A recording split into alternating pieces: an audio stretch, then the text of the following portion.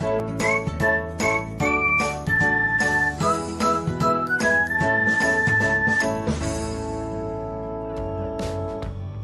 everyone, welcome back to another episode of Technologyglance.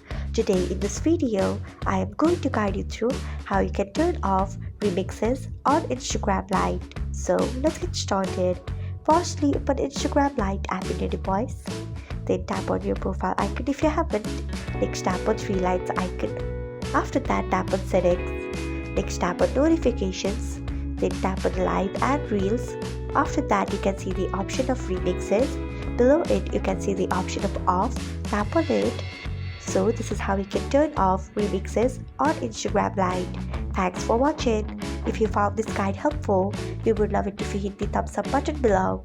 We upload great new tech tutorials like this one every day. So do not forget to subscribe to our channel and hit the bell icon so that you'll never miss another update.